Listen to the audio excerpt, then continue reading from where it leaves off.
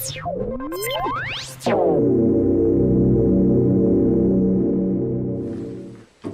evening, everyone. So my name is Katrina Mikett, and I want to just take a moment to thank you all for coming here in Stonehill College, and particularly Candace and her art students that put on her Desire show. I really appreciate it. So as mentioned, I started a website called thefeministbride.com, and one of the things that led into that was I had started to get really interested in the wedding cultural aspect, and art is a great way to sort of explore it.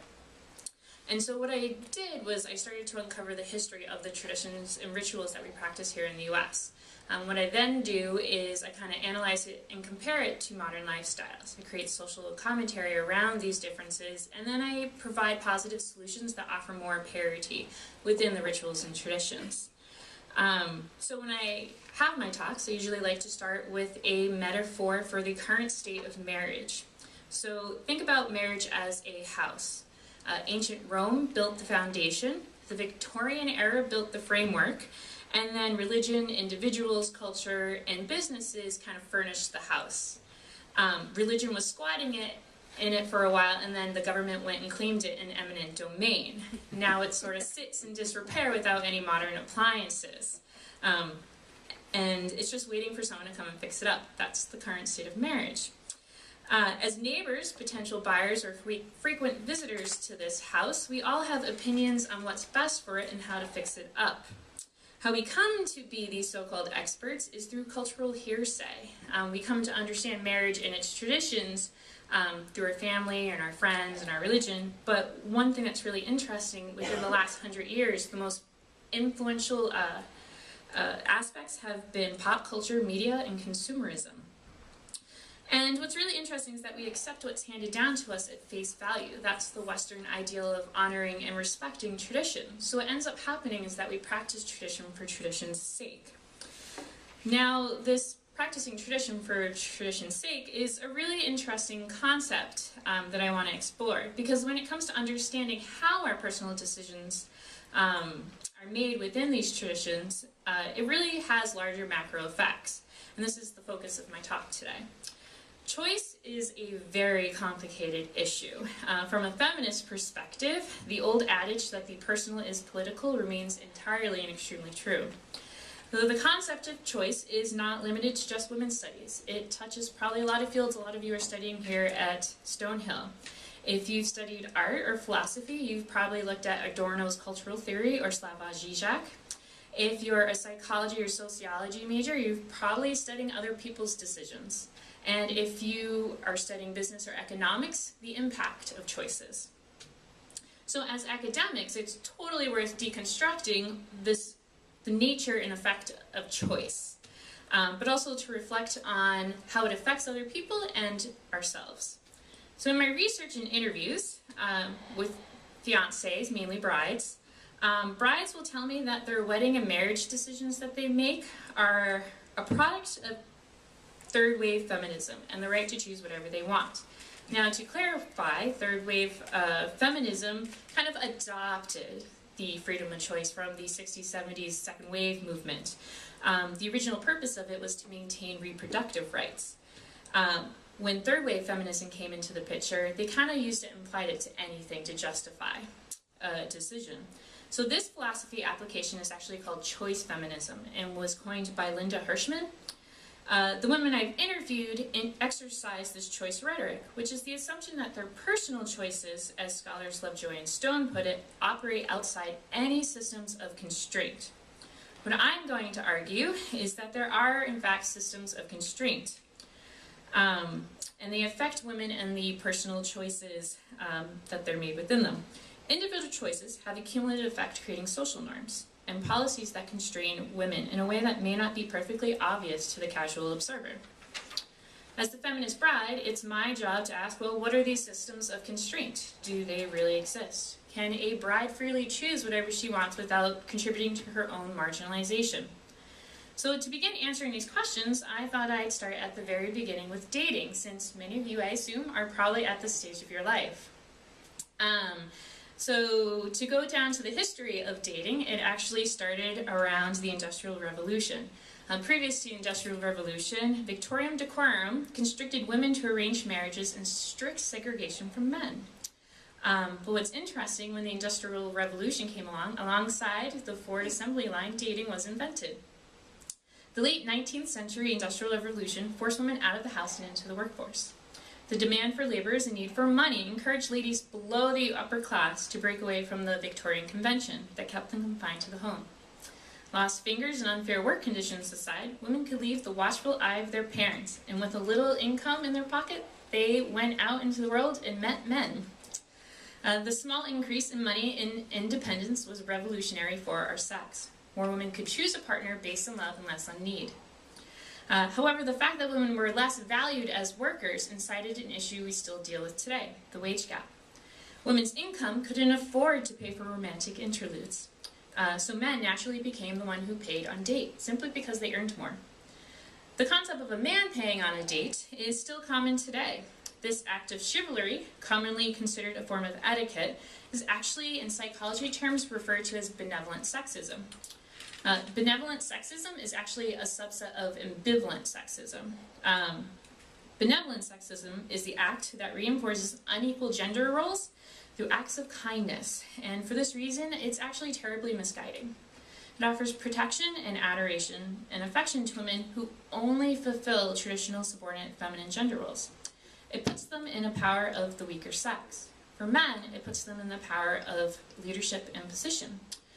This is done by men providing protection through pampering them and worshiping them in a sort of let me take care of you mentality. Chivalry is beguiling because it's commonly interpreted as positive, but it actually negatively impacts women. One negative impact is that it can incite hostile sexism, which is another subset of ambivalent sexism. And basically what happens when benevolent sexism is bypassed, the result is aggressive behavior towards the subject. So let's say you went on a date last weekend and the guy paid. Everyone had a good time, it seems like a nice gesture, where's the foul? While allowing for a man to pay for the date does not blatantly perpetuate the wage gap, it does subconsciously maintain this notion of the man as the breadwinner. And that's part of this whole let me take care of you philosophy. The systems of constraints in dating I propose are this chivalrous etiquette and this intertwined economics issue. Studies show that women who embrace chivalry tend to have reduced income earning potential and lowered ambition compared to their peers that don't. And, sorry, I lost my place. This eventually leads them to becoming financially dependent on men, and this is the part that actually perpetuates the wage gap.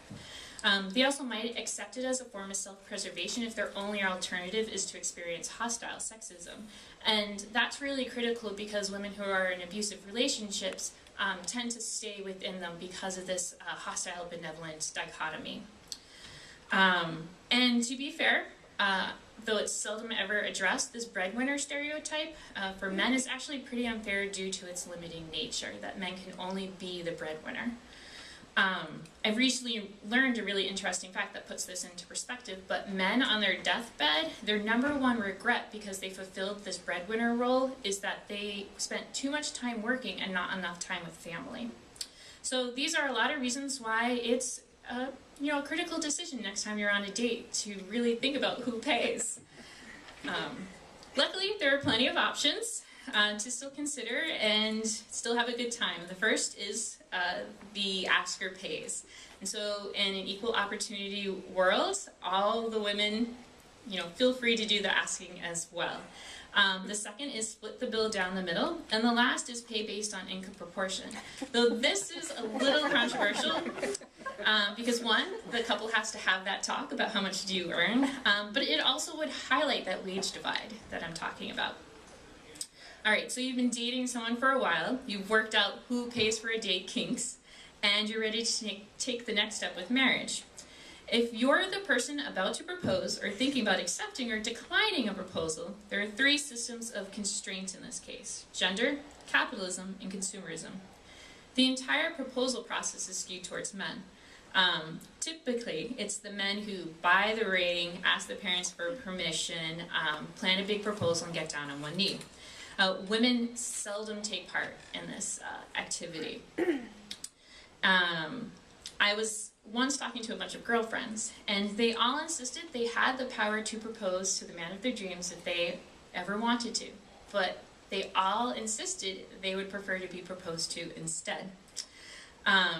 They insisted they had complete free will in this case, and even though they all chose to be proposed to, their similar choices were merely a coincidence and were not impacted by outside influences. Now, this raises a few choice rhetoric flags to me. How can uniform choices not indicate larger social trends at hand?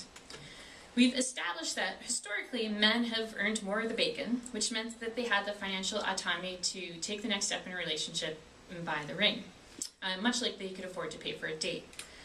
Despite women closing the closing the wage gap slowly but surely today, the gender gap in this tradition is still so wide that it's not even close to evening out.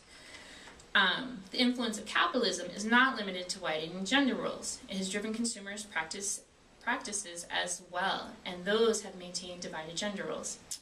So, excuse me, I'm a little sick. The engagement ring tradition is entirely constructed by for-profit businesses and the advertisers they hired. In the late 1800s, De Beers, it's a pretty common jeweler still today, discovered the world's largest supply of diamonds in Africa. They decided to take their diamonds to the Don Drapers on Madison Avenue in the 1940s.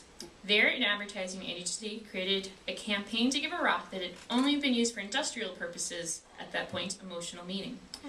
The marketing strategy was very simple. Convince men that buying a diamond engagement ring was a sign of his masculine leadership and a testament to his financial success. And convince women that the bigger the rock, the greater the love. This type of gendering marketing is still present today with He Went to Jared and the fact that when women open a magazine, they're inundated with pictures of large diamonds in advertisements. So even the parameters to pick out an engagement ring was entirely constructed by consumer companies. They said that men had to spend 2 months' salary on a ring, look for color and clarity, give a big memorable proposal, and that men should not wear one. However, getting down on one knee comes entirely from the golden age of Hollywood. So when I was thinking about my friends and their insistence that they could be the proposers if they wanted to, I thought there must be female examples out there that they could use as models. I found several examples from primary media sources. In Sex and the City, Miranda proposes to Steve over $3 beers, and while it was very casual, is one of the rare examples of gravitas given towards a female proposal. But in most cases, female proposals are a rare, silly side story and aren't very inherently progressive. In Friends, Monica started to propose to Chandler until she recanted in emotion, "There's a reason why girls don't do this." So Chandler proposed instead. Then there's Sandra Bullock, who proposed to Ryan Reynolds in The Proposal in 2009 so she could get a US visa. And the best one is Leap Year with Amy Adams, which focuses on a real Irish tradition that says women can only propose to men every 4 years on Leap Day. And spoiler alert, she doesn't really end up proposing. She lets the guy kind of do it in the end anyway. So it seems even in the movies, and in my friend's mind, the idea of a strong female leading proposal is embraced, but seldom ever executed. My friends may have had the ability to propose to if they want to, but their inclination to choose otherwise is influenced by these outside forces, and even arguably actually limited by them. Even if they did, the female proposal also runs the risk of experiencing hostile sexism because it bypasses benevolent. And that's hostile sexism is something that men could also experience as well, so that's also a limitation to the female proposal.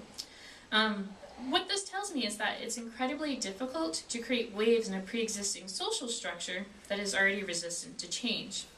There are positive solutions, again, which includes proposing to someone as a unisex opportunity. Both parties can ask their parents or together, if at all, because most of the time they're older when they get married and outside their parents' house. Other alternatives include encouraging men to wear an engagement ring, or if couples can skip the engagement ring altogether and propose with the wedding bands that are either worn on the right hand or not at all until the wedding day. It kind of acts as a promise. until you reach this very special point. Splitting the cost of an engagement ring also removes this chivalrous issue and acts as the couple's first investment in each other, which I think is a kind of a nice idea. So there's plenty of alternatives to consider that don't reinforce traditional gender roles and inequities. So in my last example, I want to examine how personal choice affects policy. Patronymics is the adoption of the male name upon marriage or birth. Matronymics is the female equivalent, and it rarely ever happens. Only an estimated 8 to 10% of the U.S. population either hyphenate, alter, or keep their name upon marriage. And I call this practice neutronymics. Almost 90% of Americans today practice this patriarchal form of name change. And this large percentage represents how a biased cultural practice became public policy, was eventually deemed unconstitutional because it was discriminatory, but remains a pervasive practice that people choose today. So the way it started was wives took their husband's name in order to pass it on to their children. The father's name entitled the children to inheritance, social status, and legal rights. Illegitimate children could claim none of these and face severe disadvantages because of it. And if a wife became widowed, bearing a husband's name might entitle her to some financial support. And I only say some because typically the estate passed directly to the male heir that bared the father's name. The cultural practice of patronymics was so strong and socially sanctioned that people just believed women were required by law to take their husband's name. Interesting enough, in 1879, when abolitionist and suffragist Lucy Stone informed the Massachusetts courts that there was in fact no such law, they defiantly responded by drafting one. This resulted in several state laws that forbade women from registering to vote or getting a driver's license until they shared their husband's name. Luckily, by the 1970s, the U.S. Supreme Court overturned a lot of discriminatory patronymic and illegitimacy laws because they violated the 14th Amendment. And a really interesting fact, patronymics became almost altogether obsolete because of the 1985 invention of DNA paternity testing. While it's been 40 years since patronymics' power over policy was more or less removed, the legal system is still very pro-patronymics. If a man wanted to change his name, there are actually only 6 states that have policies that guard against male name change discrimination. Most other states actually charge men more to change their name. They're required to go before a judge and state their case, and even in some cases take out a newspaper announcement. That's how old some of these laws are carried over to. And that's in addition to the regular name change rigmarole that women already have to go through. To add to this tenuous position of name change, a 2009 Indiana University study revealed that 35% of U.S. women still believe patronymics should be legally required. So with 90% choosing in favor of patronymics today and the historical weight that comes with this tradition, free choice, I would argue, in this instance, is very misconceived. In my interviews, the bride would always insist that they made educated decisions, but their responses coincided with this choice rhetoric. Despite fitting into the 90%, they thought taking their husband's name was independent of this weighted history. They also, sorry, lost my place again. They also believed that their patronymic choice somehow kind of skipped over this patriarchal contribution. My response to this was always, that's great. So what did your husband say when you asked him to consider taking your name? Most became completely dumbfounded by this question because they hadn't even considered it. And what made it difficult hearing this alternative to them is that most of them considered themselves being in egalitarian relationships. So my best advice when it comes to name change is know that there are many more options than the prevailing patronymics. As a female, recognize that your name has value and should be given equal consideration in sharing or keeping. But most of all, make sure name change considerations and communications are a two-way street. Now, the reason why I wanted to explore the effects of choice rhetoric and choice feminism was to increase your understanding as to how all choices severely affect not only yourself, but the people around you. We've gathered here tonight to ultimately talk about how the U.S. Supreme Court is now looking at the legality of gay marriage. Several generations ago, nearly all U.S. states decided to declare marriage as only between a man and a woman. The US itself enacted DOMA, which was driven largely by personal hetero opinion. The traditions I've covered, from dating to proposing to name change, are only a few examples where gender divides and discriminatory practices are extremely present. The choices one makes within them can seem benign, but they continue hidden prejudices and delay equality. I believe it is the strong gendering that also delays the US acceptance of gay marriage in a true post-feminist society. There is a positive circular influence with the increase of accepting gay marriage, though, that I find really interesting. In the states that allow same-sex marriage, basically same-sex couples are using heterosexual traditions as a framework for their own traditions. This, in turn, is actually modernizing them because they're making them gender neutral. And this is a great way to eliminate a lot of these discriminatory practices that are within these traditions. But because they're making them gender neutral, that means that same-sex couples are actually giving themselves more access to this because they're less seen as only for a man and only for a woman. So it is my hope that as more than half Americans have changed their minds on gay marriage in the last few decades, that they will continue to make choices that benefit the well-being of others and not just themselves. So that's the interesting thing about choice feminism. It should not be taken as license to solely choose your own interests or exclusively for one's own ideals. What we would individually choose for ourselves can seem harmless, but individual choices can collect and turn into social norms, and social norms can influence policy.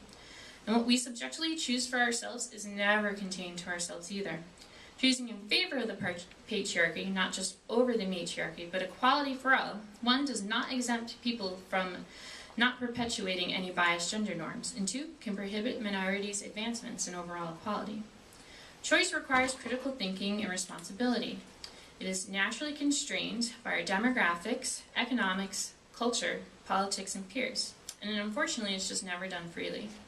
So the best advice I can give you all today, when it comes to choice, always know there's many more than the ones in front of you, and to always choose wisely. Thanks.